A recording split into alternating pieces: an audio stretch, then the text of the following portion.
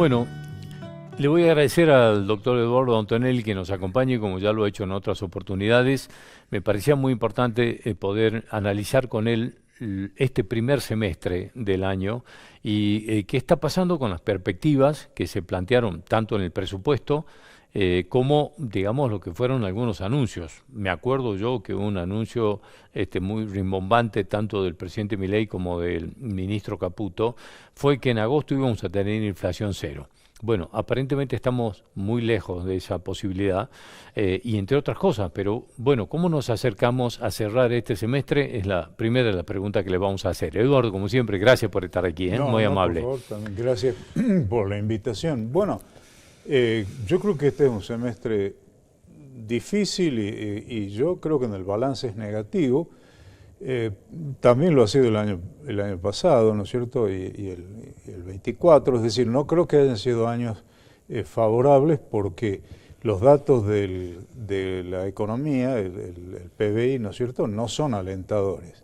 El gobierno e incluso muchos economistas dicen que la macro está bien, pero bueno, la macro se compone de, digamos, el consumo de las familias, la inversión de las empresas, el gasto del gobierno y los componentes del sector externo, las exportaciones básicamente. Y salvo este último rubro, las exportaciones, que con toda suerte están muy bien y generan divisas, pero los otros componentes de lo que sería el PBI no están bien.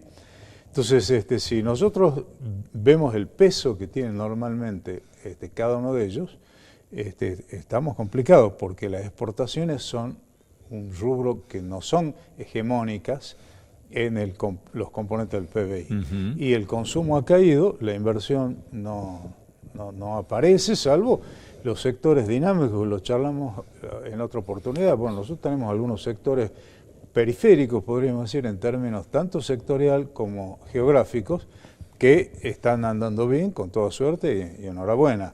Pero el resto que no. Es minería, energía. Claro, minería, energía y bueno, y el campo. Sí. Claro, pero el resto no. ¿Y qué pasa? Que el grueso de la población y de las actividades económicas está en los rubros que no les va bien.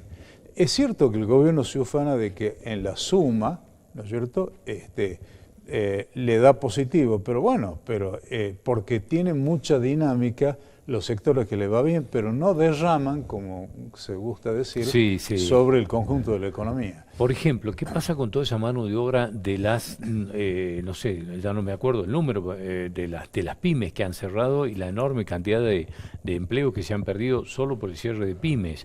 Eso, claro. No sé si está compensándolo los sectores que han crecido. Claramente no. Bueno, un colega, periodista, por supuesto no voy a dar el nombre, que se hizo mileísta, me decía, no, porque hay que reconvertir, y se dice, bueno, a mí no me va bien el periodismo, entonces yo me anoté con una minera, y le digo, bueno, pero ¿qué pasa con el periodista que no le va bien de Santiago del Estero, de Corrientes, de Entre Ríos, del Chaco, donde no hay minería? ¿A dónde se va? ¿Qué hace? Entonces, el tema es que no hay justamente una reconversión posible, porque no podemos trasladar toda la población afectada en los sectores que no tienen dinámica a los que sí la tienen. Pero además, esos sectores, primero porque hay una complicación obvia, ¿no es cierto?, de dimensiones territoriales, pero por el otro lado está el hecho de que estos sectores dinámicos no son absorbedores de mano de obra, de gran cantidad de mano de obra, como es el comercio, como es la construcción y la industria también. Entonces, ahí estamos complicados, pero lo grave es que el gobierno dice, a mí no me preocupa porque yo no voy a hacer nada por esos sectores porque mi concepción es que el mercado tiene que arreglarlo todo. Pero bueno, ¿cómo arregla el mercado una situación donde hay una cantidad de desocupados gigantesca? Y por otro lado, cuando el gobierno habla de sacrificio, bueno, uno se imagina que el sacrificio es trabajar más, pero el sacrificio que propone el gobierno es trabajar menos porque genera desocupación. Entonces, o no trabajar. O no trabajar, claro, o no trabajar. Entonces, ¿dónde está el sacrificio? Sacrificio hacían los alemanes o los japoneses y en general los europeos después de la Segunda Guerra Mundial, que había que reconstruir. Entonces, trabajaban un poco más de tiempo para justamente aportar bueno, tal vez si el gobierno dijera, trabajemos media hora más cada uno, ¿no es cierto? Pagándonos, por supuesto, para que generar con ese mayor trabajo más bienes y servicios.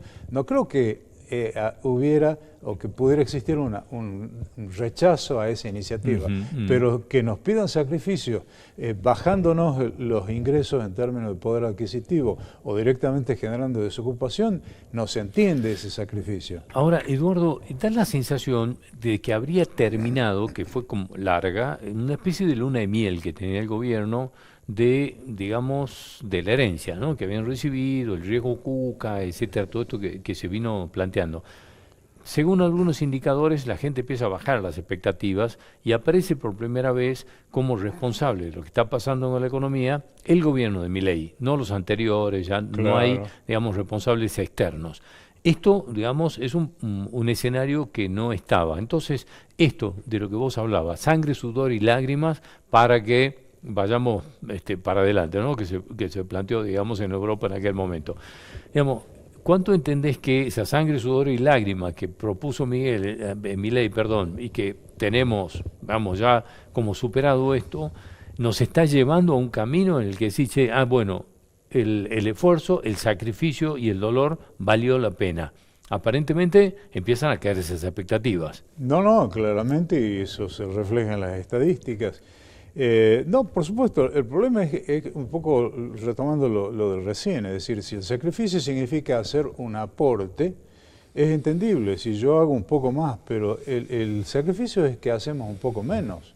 Es decir, consumimos menos porque el poder de compra de los ingresos es menor. El poder adquisitivo de los ingresos, sean jubilaciones, salarios, es menor porque la inflación va por encima, por adelante de la corrección de los ingresos.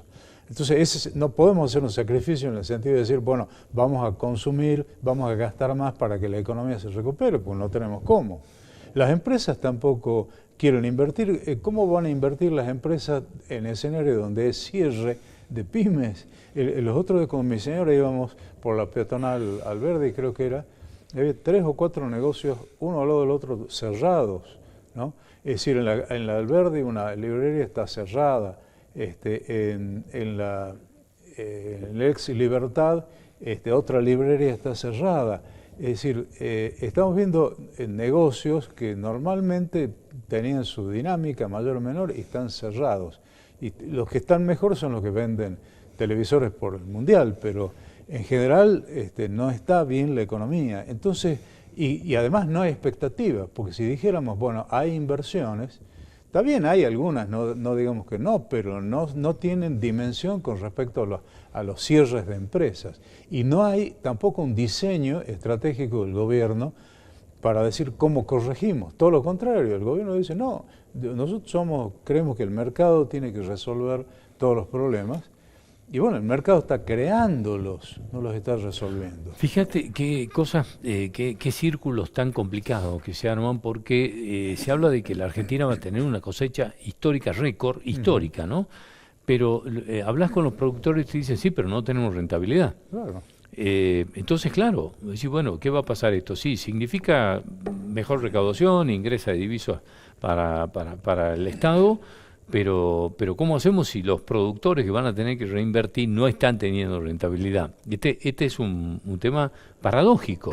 No, claro, y por el otro lado también lo habíamos comentado recién, es decir, tenemos problemas de la logística, porque, bueno, también se dice que en términos de energía podría haber problemas, si no ahora en el verano, por los picos de consumo. El de gas está clarito, está explícito. Y después está la cuestión del transporte. Es decir, nosotros observamos que los caminos visibles están completamente colapsados, destruidos.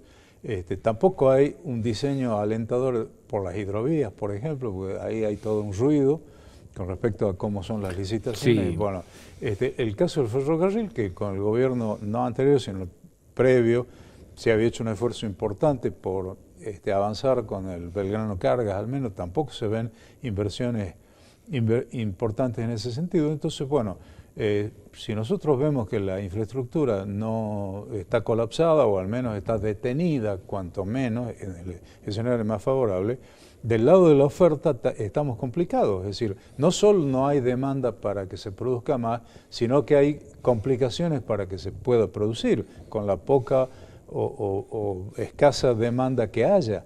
Entonces, el escenario a futuro es bastante complicado, para decirlo menos. Es decir, el PBI está estancado, salvo los sectores que tienen su dinámica, pero el resto está estancado o cayendo. Acá hay un tema, y te quería preguntar de esto que nos acerca ya al primer semestre, que por ejemplo ha sido superada la expectativa inflacionaria que tiene el presupuesto, que creo que fue de 10, si no me acuerdo mal. Algo así. Eso ya fue superado hasta acá, o sea que nos queda quizás que se duplique o un poco más lo que fue la expectativa del gobierno. Y aquello de la inflación cero en agosto, digamos, quedó en el terreno de la utopía. Sí, absolutamente. Bueno, el gobierno tiene la concepción de que el ajuste es condición suficiente y necesaria para que baje la inflación.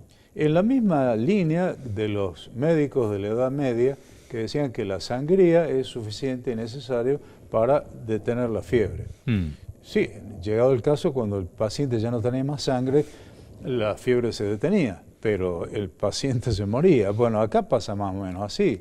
El gobierno está aplicando ajustes y lo que consigue es, en el paralelismo con el paciente, es achicarlo al paciente, es decir, achicar el PBI en definitiva, el producto de la economía.